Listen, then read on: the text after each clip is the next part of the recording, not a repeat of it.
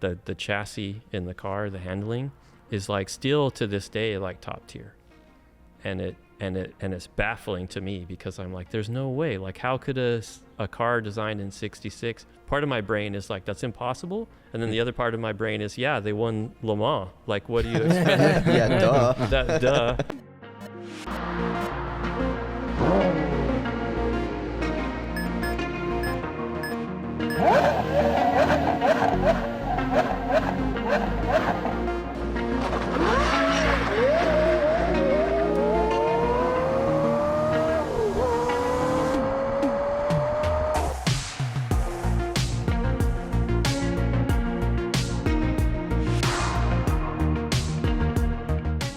Hey, so welcome back to another episode of In the Driver's Seat with ABS. You're joining us from the West Coast with our mobile studio. We've been having a lot of fun the last couple days. We're very excited to be here with Chris from Ruffian Cars. It's fun being out here on the West Coast and seeing the different vibes from all these different car builders and car collectors. And what I'm really enjoying about all of this is that the car conversation never really ends. It just keeps going. That's a good point. Yeah. And all of us here are so incredibly passionate about all kinds of cars.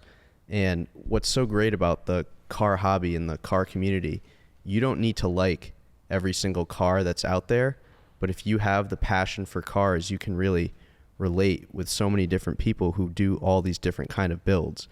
And I'm looking at the cars behind me, and I'm sensing a theme, and maybe you can touch upon that, but it's cool because we go from place to place to place, and they're all unique stuff, and I think we're enjoying seeing all these different builds and really connecting with all the people out here. And Chris, thank you so much for joining us today. We really appreciate it. Awesome. Yeah, excited to be here. Thank you, Chris, for having us. This is a really neat shop, and it's going back to what you said, it's interesting because no matter if you're into Model Ts or if you're into Camaros or Porsches or whatever, you're always talking about cars, and it's always comes back to the same thing. But I will say, I mean, reading a little bit about what you do and, hearing a lot more from Steve, I expected more of this. And then you walk in, you see an Alpha, and there's a Lamborghini STO, and a great spec, by the way. It's a great spec. And there's an Alpine in the back, and we've got Vets, and there's a BAC Mono up there. I mean, I don't know if you can see it. Maybe we'll get some B-roll of it. But there's a real dynamic in here, and there's a lot going on. So it's cool to see that you've got taste that kind of goes all over the place. Yeah, and this is part of them. What's in here mostly is stuff that needs work. Okay. The GT40's in here right now because I want to try a different exhaust on it, different muffler setup on it. The STO's here because I autocrossed it last weekend. Yeah. So, but there's only so much room in the shop, so mostly it's project stuff that needs something, So we're refreshing the Alpha. It's a big track car, and we're going through it, refreshing it. But yeah, I guess the theme that connects them all for us is always like it doesn't matter, but we like to go fast. Yeah. We like to race stuff. Yeah. We do too. So everything that has sort of a history in racing, even the Alpine has such a cool World Rally Championship racing history and stuff. Today's standards, it's not a fast car, but such a cool history and stuff. And for me, cars are all about emotion and how they make me feel.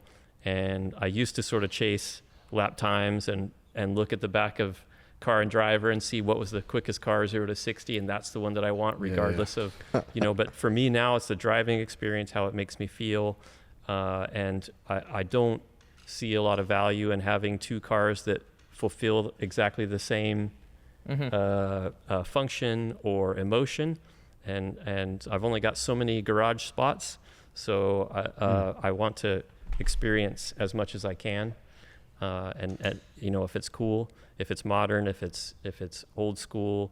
I have people hate it, but I have a 911 76, so it's a car that I can't really modify in California, so I Tesla swapped it. So that's neat. Wow. So it's like it's the most scary car that I have to drive. Yeah. Because the torque is insane. And right now in the aftermarket, there's a lot of conversions happening to control Tesla motors, but there's not a lot happening on the traction control side of things. Yeah. So it's like you have, a 1,500 foot-pound car with that revs instantly to 150 miles an hour with no traction control. Oh my God. So it's terrifying to drive. But I like it all, and I want to experience as much as I can. So that's why everything's different here. So let's go back a little bit. Tell us about your car passion and where that started, and Ruffian cars. I was reading that it has to do with a thoroughbred racehorse. Right. Yeah. So what was the kind of your inspiration with building the shop and your company? Yeah, I was probably typical young boy. Like, I was very excited about Hot Wheels, and I had a lot of I used to build model cars and paint them, do all the different. So I was big into that. My dad was a car salesman when I was growing up, so he would always bring demos home. And he likes to tell me a story that one time we were walking through a parking lot and making our way to our car, and I saw some sort of fast car, and I was like, let's take that one. And he's like, what? He's like, that's not how, like, this is GTA, that's not bro. how the world works. Exactly. Like, that's not. And then he realized that, like, he's always bringing a new demo home, and I just figured, like, you just drive whatever, you know? So always been into cars. I had my first car before I had a driver's license. And so I spent the 3-4 months till I had my license learning how to change the spark plugs and give it a tune. It was a 67 Cougar with a 302 in it. Nice. Holes in the floorboards big enough to put your head through. So I grew up from that point, like, working on cars in order to keep them running at first. And then once I went to college for art, and then I got into video games, and video games pays pretty well. You work a lot of hours, but it pays pretty well. And so then I started to get some cooler cars and start to modify them, bolt on parts, bolt on headers, bolt on a supercharger. But really it wasn't until 2016 where I had enough money to where I was like, okay, I want to build my own car. Cool. From everything, do everything. And I don't know how to do it, but that's what I want to do. That's my goal. And I had an idea. There was a Mustang that used to race in the 70s, I think in Australia or something. And I just found this picture on the internet, and it's this green car, and it's got fender flares on it. It looks super aggressive. And I was like, that's what I want it to look like. So I searched for a Mustang specifically to build this specific looking car. And I started that in 2016. And I finished in 2019 and took it to, I had a friend who works for a wheel company, sells wheels, the signature wheels. That's what's on my Mustang and on the GT40.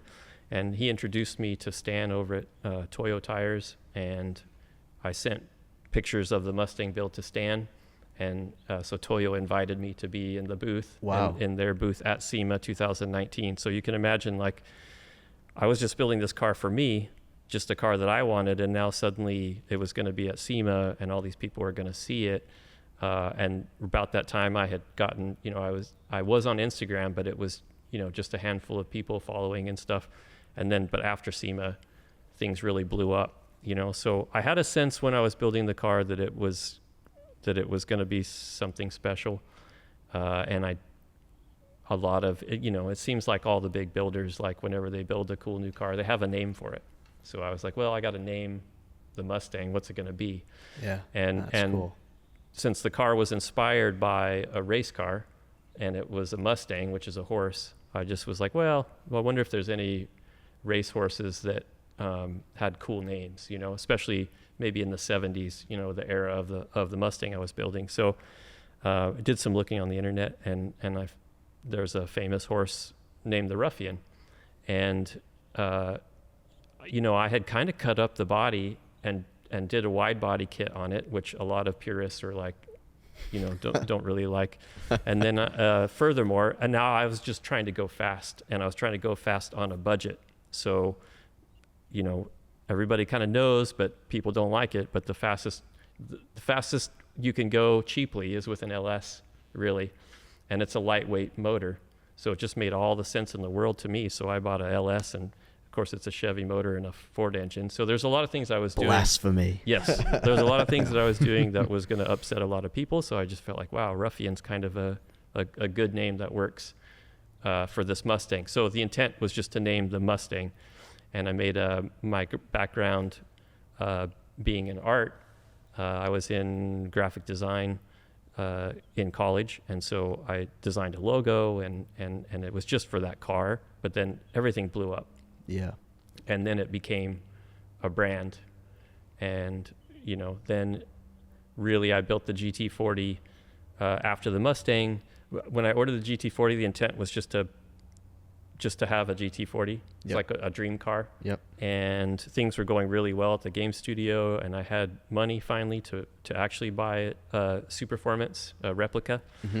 And the intent was just to put my own motor and transmission in it, because they sell them as a rolling chassis. Just put my own motor and transmission in it, save some money, because it's really expensive to do that, and just register the car and I drive can it. tell by looking at it. Right? Things get out of control. Like you start doing one thing and then another thing. It started with I didn't like the taillights looked really dated. There's in the back panel, there's vents. It's like, it almost looks like chicken coop wire on the back.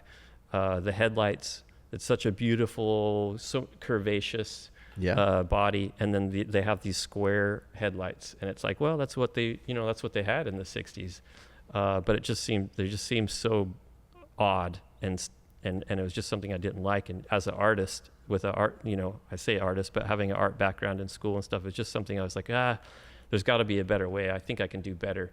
And so I changed the taillights, I changed the headlights, and then it started to snowball.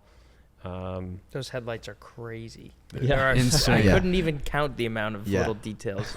So correct me if I'm wrong. Those are Harley headlights that you integrated into the 3D. bulk of the LEDs and stuff are from Harley Davidson headlights, and the vertical turn signal bits are actually from Toyota. I don't even remember what kind, but like I probably bought, I don't know, 6 to 10 headlight assemblies from different companies and cut them all up, and you never know what's inside. Sometimes there's stuff that you could use and sometimes not, so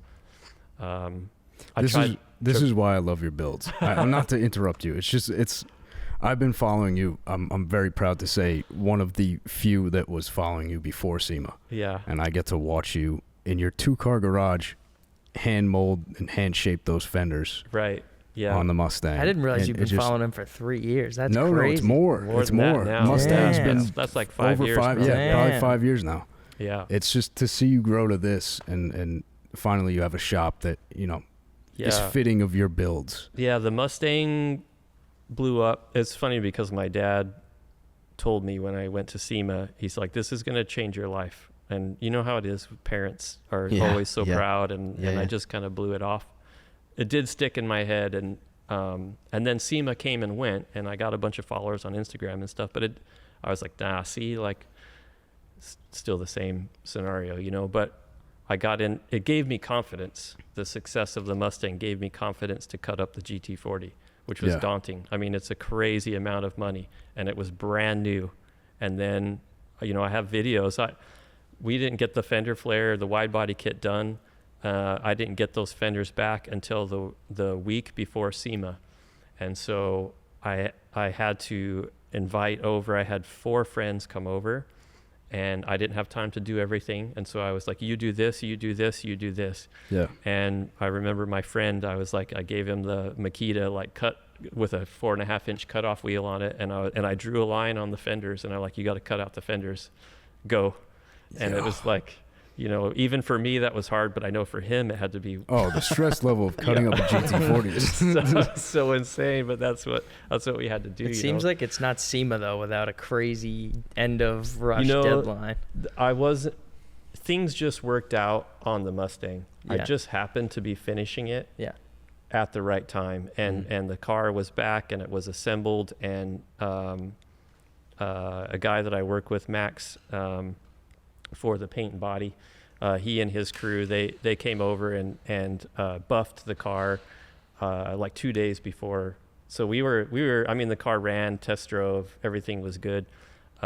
That was just sort of like timing was perfect. Yeah, good. But the GT40 was horrendous. We had, I'm sure I can give you photos and stuff, but we had at my house, we had a mudslide, and the garage filled up with 4 feet of mud.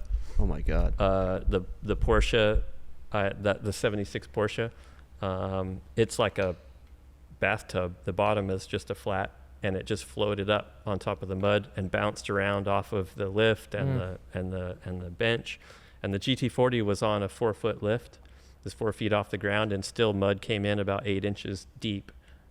So the floors of the GT40 filled up with mud. And then getting it out of there, we damaged the car. I've got the hood hanging up on the wall, the original hood where we broke it. When we towed it out of there, it wasn't a complete car. So all I had was the e-brake. And when we towed it out, it's more of a downhill leaving the canyon than we thought. And the e-brakes wouldn't hold. And the nose of the car went under the pickup truck. And it just smashed the headlights and the nose of it and the hood. And all of that stuff had to get repaired and repainted and stuff before SEMA. So it just sort of, I broke my hand. And so like everything, it was just like, it was a nightmare getting to SEMA that year. But the thing that it did do, of course, the GT40 exploded and went more crazy than even my Mustang. Yeah. And then I had that moment where I told my friends what to do, and they were doing it and I was doing stuff. And that was the sort of the realization that like I could execute on a vision if I had help, that still works. It doesn't feel like less of my car because other people helped me. It still feels like my car, my vision. And I was super thankful for everybody's help. And so the GT40, having done 2 cars, it feels like I always kind of wondered, like, did I just get lucky with the Mustang? Like the proportions and the colors and everything, did I just get lucky? And then the GT40, super successful, and people love the way it looks. And that was confirmation. So then it was like, okay, maybe I should give this a shot and do it for real. I was telling you earlier that I was doing the math on, like, here's this list of cars that I want to build, and figure 2 to 3 years per car.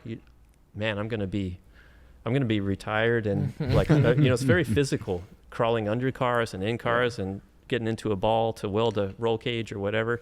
So it's very, very physical. So I had this real reality of like, how much time do I have left? Do the math. How many cars can I build? Oh, I could build 5 cars. Well, that's cool, but like I want to build 15. I want to build 20. I'm just never going to get through them, so that's kind of the motivation for the shop. So the dream right now is to build our own stuff, get it done, and then sell a turnkey car, a turnkey Ruffian. And you either like it or you don't, but we're not going to build anything specifically to client specs or whatever. We want to build Ruffians. Cool. And we want to build them the way Sign me up, I'll take one. I don't know how I'm going to pay for it, but I'll take something. I don't know, most people don't do that, but I'm lucky enough the computer games business did well enough that I'm in a situation where I don't need the money up front to build a car. And to me, that's a lot of risk. Somebody gets halfway through a build, they can't finish paying for it or whatever, then you're stuck with this half-built car, or they change their mind 5 times. You're dealing with all that drama. So I was just like, no, these 2 were and I've had so many offers to buy these 2 cars, but these are the 2 that started it all. Yeah, these you can't sell these. My own cars, right? If I sold the Mustang, I would just have to build another Mustang for me. Like, it doesn't make sense. So, right. But everything we're building now as a team, the intent is they'll be for sale, and either they sell, and which is awesome, and we can keep doing it, or they don't, which is awesome. I get to keep them. So for me, it's kind of a win-win, at least for a certain amount of time. We got to do kind of, my good friend Tom, he's got the white Gasser Cutlass back there. Tom and I met in video games. He's also has an art background, and he was my sounding board for a lot of the the color combination and stripe package and stuff on the GT40. But I forget where I was going with that. Well, I'll pick it up because this car, we'll go back to SEMA for a second.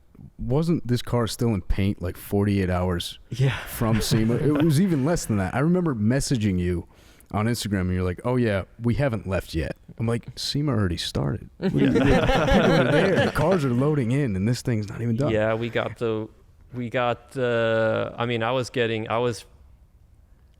the whole thing was so crazy. It was heroic effort from those guys to get the car painted. I mean, they had to do the stripes, especially too, was like they had to repaint the entire car blue because we wrecked it. Mm-hmm. And then they had to paint the stripes black and then bronze and then red. And normally for that kind of stuff, when you're doing a stripe package, you have to let a certain amount of time between coats because you risk the paint being so wet that when you pull the stripe, the masking off, that you damage. And he knew some tricks, and we got really lucky, I think. Wow. As they literally painted the car in less than a week, and I had never even seen the fender flares on the car until they were already painted and buffed, and it was like final assembly, do or die, go to SEMA, first time ever. So we had to drive up Sunday. You go into Toyo's booth Monday at 11 o'clock in the morning. So I had to drive up Sunday, get the hotel room, and then Monday morning be ready to put the car into Toyo's booth. So Sunday at 2 o'clock, we put the fender flares on it. And I stood back and I couldn't believe, first time for me to see the car in person, like what it actually was supposed to look like. Yeah. First time seeing it as a wide body GT40, and it was just like, it was like the craziest car I've ever seen. It's wild. So what was the inspiration on choosing the GT40, and why not another car? Was it just because it was your favorite, or? Yeah, just it's just one of those. It's a weird thing. I think you go through, at least I did as a kid growing up, being into cars when I was young. I had of course I had a Lamborghini Countach poster on the wall, and you have these cars that you dream about when you're a kid, and then you get a little bit older and you start working and you realize things don't come so easy, and I kind of just started to ignore all the magazine articles about whatever new supercar was out or whatever, because I just felt like that was beyond my reach. And I just might as well ignore it because it's not relevant to me whatsoever. And the GT40 is kind of one of those cars. Again, my dad's a car nut, so he passed that on, and I think, I'm surprised at the amount of people who don't know what a GT40 is, or these days what I get is people are like, oh, it's a cool Ford GT, and I'm like, well, it's not really a Ford GT, it's a GT40. It's kind of before the, so. But yeah, it's one of those cars that I dreamed about. And then sort of gave up on, but I'm lucky. Southern California, like you said, is crazy. It's like all the car companies are here, and the car aftermarket, manufacturers, car polish companies. There's so much car industry here. Hillbank is in Hillbank has Superformance and Shelby and stuff, and their headquarters is here in Orange County. And I had gone down there before just to gawk at their cars. You walk in there and it's just, they might have 50 Cobras and 10 GT40s. And I went in there and visited when I didn't have anywhere near the amount of money it would take to buy a GT40, but I just went there and just kind of drooled over the cars. And I talked to Doug Campbell, who sells cars there, and he was just it was so cool. He took, an hour out of his day. It's just like us though. We just talk cars. Just as soon as you guys were in here, we just talk cars. And I met Doug, and we just talked cars. And he didn't make any assumptions about how much money I did or didn't have or anything, and I couldn't afford it, but he still gave me the time of day, talked me through all this stuff, and I just thought it was the coolest thing ever. And so then I think it was probably 2 years later things had changed at the game studio, and suddenly I had money, and it was like, I'm going to go get that car. Yeah, that's awesome. That's sick. Well, I think there's, without people, there's no cars. And you said something really interesting earlier that perked my ears up. You mentioned that, when you started hiring folks, you only hired people who were working on a project car, and that Fridays here in the shop were for the team to work on their project cars. Yeah. And then you said something along the lines of, well, I only wanted to start a shop where I would want to work. Yeah. How has that kind of moved the business forward? That must be a really great dynamic to have. It's really, really cool. Fridays are like the days, it's weird, but Fridays are the days that I'm most proud. Yeah. You know what I mean? Of the team. Yeah. And it's like, you'd think that I would be the most proud when they do something super cool on the Galaxie, right? But that's kind of the expectation. That's why I pay them. That's why they're here. But when I see them pull a motor, like Anna pulled the motor last week out of her MG, and her intent is to tear it all down and figure out how to rebuild motors. She's never done that. She's never had an MG. She's never pulled a motor. Her background is she was a producer. I mean, she's done a bunch of other stuff, but I met her. She worked for me at the video game company, and she was a producer. And as a producer, you've got to manage a team. And so you got to organize, and you got spreadsheets. And, it was so funny to see. I have a photo I posted on Instagram she had 15 sticky notes stuck on the front of the car as she was going through all the steps to take the motor out. She was removing the sticky notes. She had her whole process, not having done this, but it was like so cool to see her yank the motor out of that MG and have her own plans and the things she wants to do to it and the things she plans to do to it. And she's so excited about that car. And I think as a result, like when the Alpine came in, she was like, oh my God, this is the coolest car. And can I sit in it? And she's so excited about it. And so everybody's so much more excited about cars because they have their own projects. It's funny because SEMA, we have big hopes and expectations for SEMA this year. We really want to come out as our own company and really put a stamp on sort of Ruffian cars and establish ourselves as a real company building amazing cars, turnkey cars. And so it's big, lofty goals, right? So I'm starting to get nervous about it. And I told the team, I said, if anyone wanted to earn any extra money, I would pay you extra. I'd pay you for your Fridays on top of your normal salary. If you want to spend Friday working on like the Galaxie or the Mustang instead of your own project. And man, they had to think really hard about that. Like, is like money or my own project, and I loved that they didn't want to do it.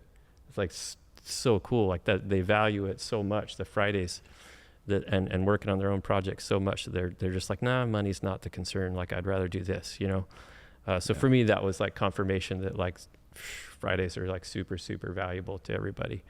So for me, it was like, I also need, the games company is the same way. Like, you can't build a video. Well, some people can, but they're superhuman. Like I can't build a video game by myself. It takes animators and modelers and engineers and QA and, takes a whole team to do that stuff.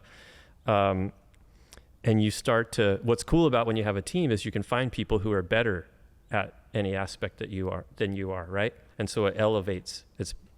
If I can find somebody who's a better animator than me, then the game is better for it. And I carry that mindset over to car building.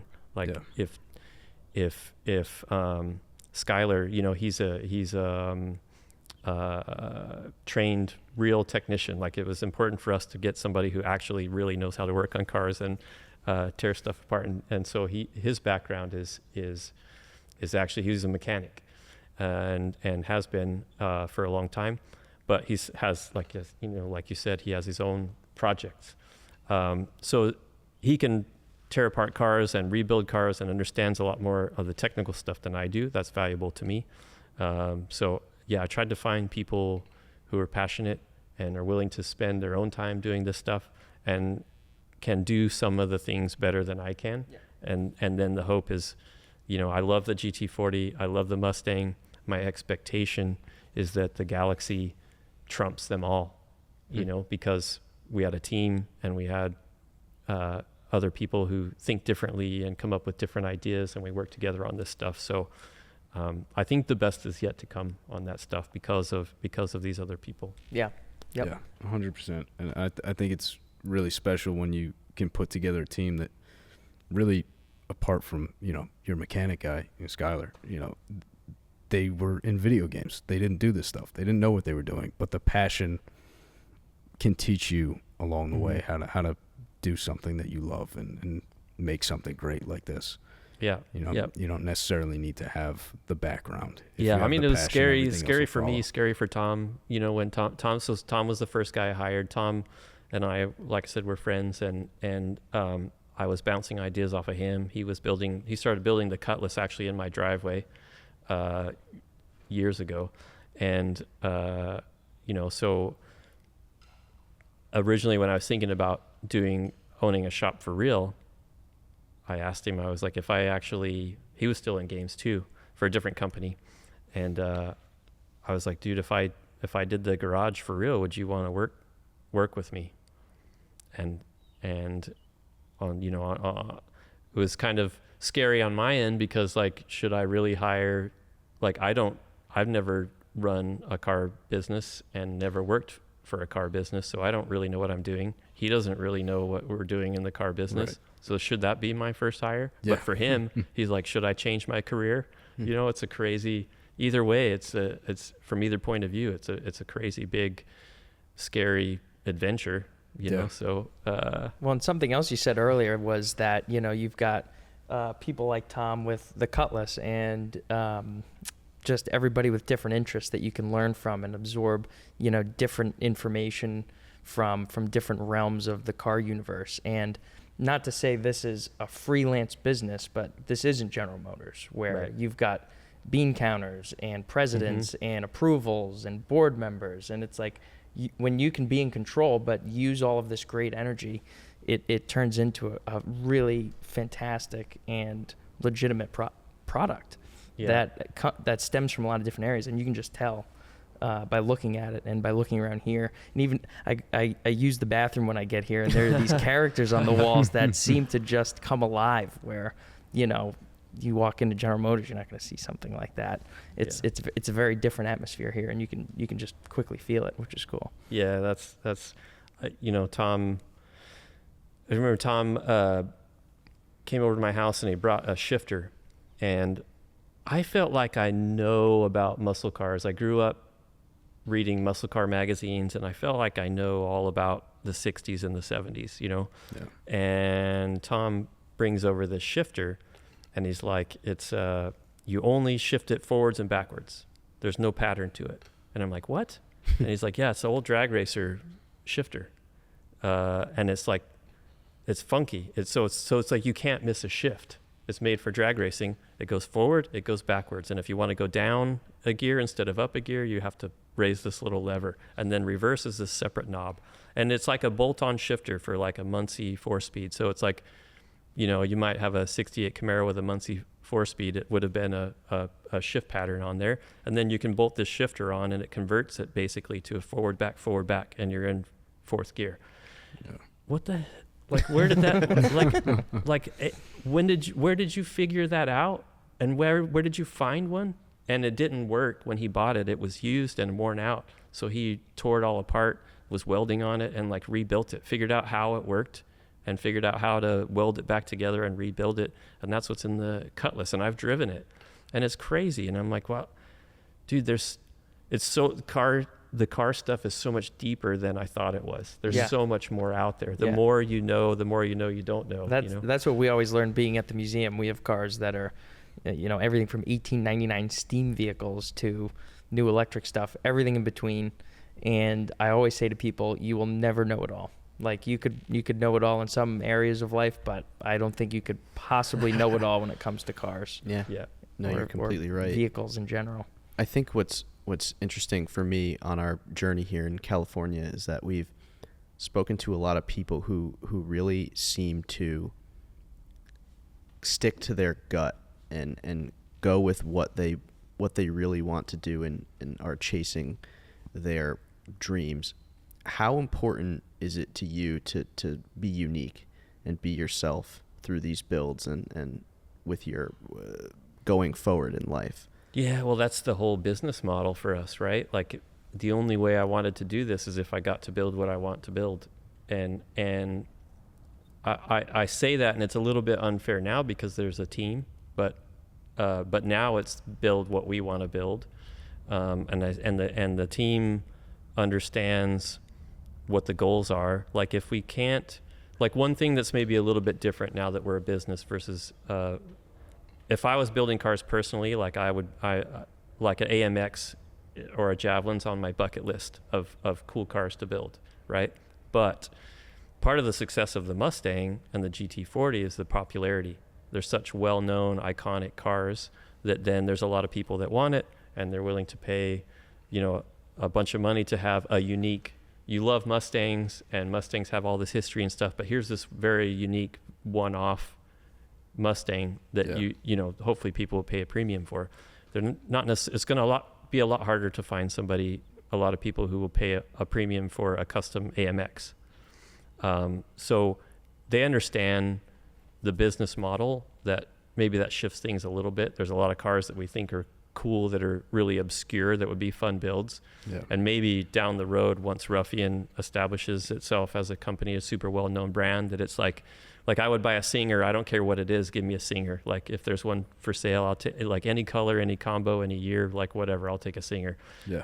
If we can get to that point, then maybe we can start building some more obscure cars. But so as long as they understand the goal, but then by and large, we put our heads together. We decide what we want to build and how we want to build it. And so now it used to be me solo, and now it's definitely a collaboration, but they all believe in sort of, it sounds like, I guess, my vision of the company and sort of the types of cars that we're going to build and stuff. And whenever there's big decisions, I kind of include them on it, and we talk about it.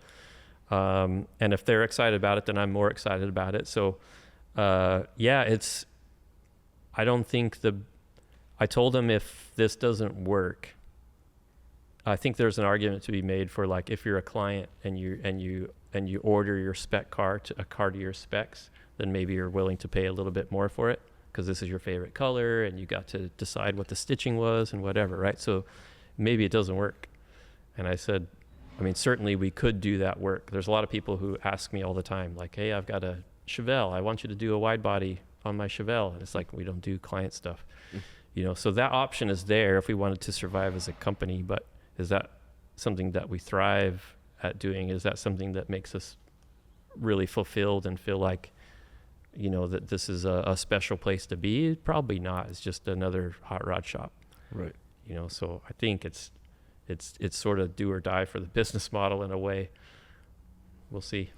I have faith. I think the big reason why is I saw the comments when you brought home the original Superformance GT40. Right. And you were like, oh, I'm thinking of doing this. And people were like, you're going to cut up a GT40. Yeah. I'm unfollowing. Yeah. There was like, so many people were upset. And then slowly but surely they got on board because they see, there is a vision in your head, whatever it is, that resonates to car people. Yeah, I remember seeing, it's perfect. It's perfect. Don't touch it. Leave it alone. Yeah. And it was like, I don't know. There are cars that I don't feel any desire to mess with the Alpine. It's such a super, super special, unique car. And if this was a real GT40, no way, I'm not cutting it right, up. Right. But it's not. It's a replica. Yeah. So, yeah. I think a lot of your philosophy aligns with the early motoring history in California, and especially with the people that we've spoken to in the last couple of days, is the influence from early hot rods in the 50s and 60s, and truly creating something that's unique to you and part of your vision. And back then those guys were considered the rebels and the bad boys, and you're doing the same thing today, and maybe someone's not going to like that, but history will probably remember those builds that are not like anything else. Mm-hmm. And I think that's what's super cool about what you're doing here. Yeah, it's unforgettable, right? Like this thing, when we it's took one of the coolest cars I've ever seen. We took it out to after SEMA, and it was hell to get to SEMA, and then SEMA is a hell of its own.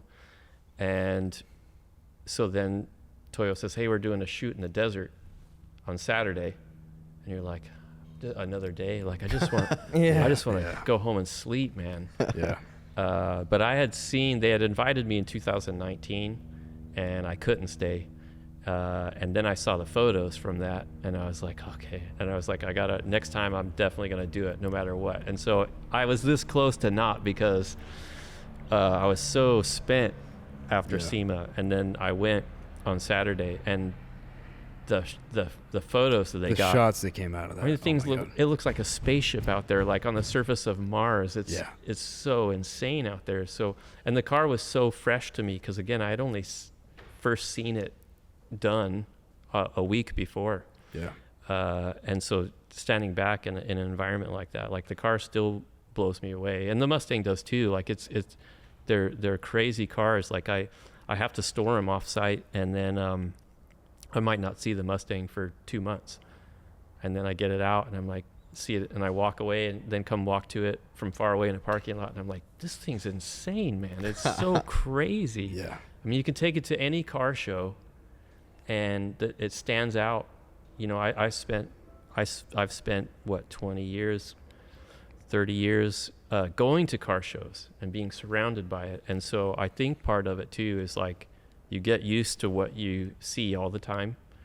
And so wanting to differentiate myself from that and do something that is like really stands out, but not in a vulgar way. You know, I feel like both cars are still tasteful. Oh yeah. And they're really wild and extreme, but not in a bad way.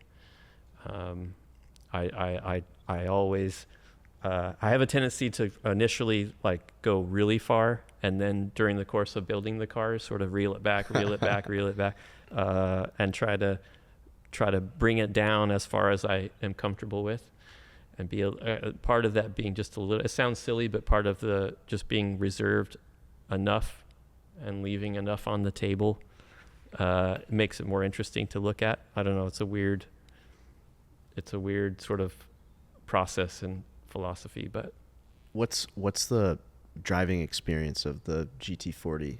How does it compare to maybe one that's not as crazy as yours, or maybe an original car? So I drove a used. So I before I ordered this, I came back, and I talked to Doug, and I told him that I was interested in ordering one, but he had two there that he let me drive. One was Lance's. Lance, who owns the company, he has a Future 40, and it has a supercharged Coyote motor in it. And I drove that car. And then I drove another one, and I really, really liked. I drove another one that was like it was a 351 Windsor Roush motor, carbureted, and I really liked Lance's with the fuel injected motor in it. I felt like it was way too much power, but I was shocked. Like I at that point I remember I had a 2016 Viper ACR, and those Great car. Those cars are like top tier. Yeah. And so and I've always had fast cars, and I've always been going after stuff that has like some sort of racing background or ability to race. I do a lot of autocrossing, so I'm really comfortable getting cars to slide and stuff. And what shocked me when I drove the GT40, we went around some corners hard, and I mean the chassis in the car, the handling is like still to this day like top tier, and and it's baffling to me because I'm like, there's no way. Like, how could a car designed in '66? Part of my brain is like, that's impossible, and then the other part of my brain is, yeah, they won Le Mans. Like, what do you expect? Yeah, duh. Duh. Yeah. And Superformance is the most true reproduction.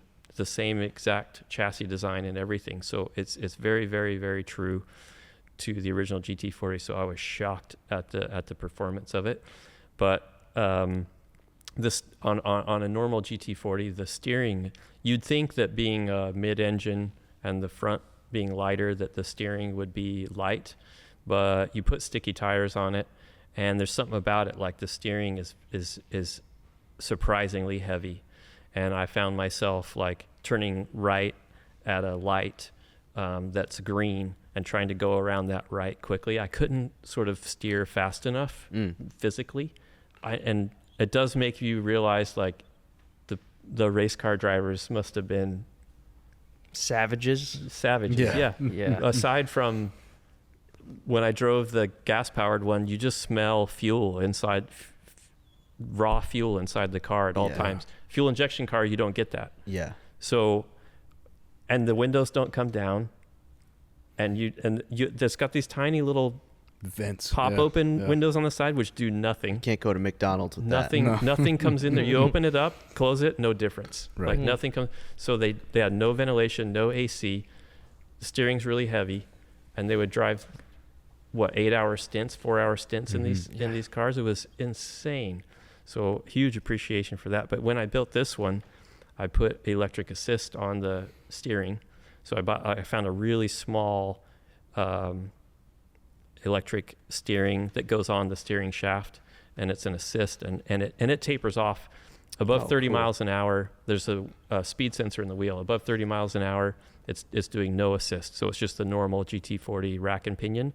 But in parking lots and like the slow speeds, like if I autocross, sometimes you're down in first gear and you brake really hard, and it's a lot of turning. So what was cool about driving the cars, the stock GT40s, before it was like it gave me a grocery list of like, if I was to do it myself, I would do X, Y, and Z, on it. The nose, there's so much overhang over the front wheels. You don't think about it because it's so curved, but if you actually look at where the front of the car is, the nose versus where the wheels are, there's a ton of overhang. So they scrape on everything. It's just a subtle driveway. They just drag the nose over something. So mine has a 4-inch lift, a hydraulic lift, a KW lift on the front. Wow. So I made a lot of changes like that. Yeah. Just for the usability of the car. Like, I want to be able to enjoy it, and those things I do. A lot of times the flaws add character, and I love that about a lot of cars, but those particular flaws are just painful. Yeah. So it's like, I want to address those things and make it drivable, make it enjoyable. Yeah. Well, maybe you can do something with this. We've been giving gifts, and we couldn't think of a better person to give raw material to and just see what they come up with, because you take stuff that people wouldn't expect and make it into something wild. So this is so here's some titanium. Yes, here's a 4-inch pipe of titanium. Whoa. Nice. Whether you want to make an exhaust, I know you get a bunch of cars coming up, so I figured maybe something. I've not ever tried the TIG weld titanium. I hear it's rough, but well, there you go. Just test it out, see what happens. Right. Nice. I just bought some titanium lug nuts for the 63 Alpha. That's awesome. A real that's cool. mix of of technologies, right? I'm sure they didn't have those in 63. No. Well, Chris, we really enjoyed spending time with you today and hearing your story, and this was a really good experience for us. And if you like content like this, remember to like, subscribe, comment, share. We have plenty more videos and podcasts coming your way. We'll catch you in the next one.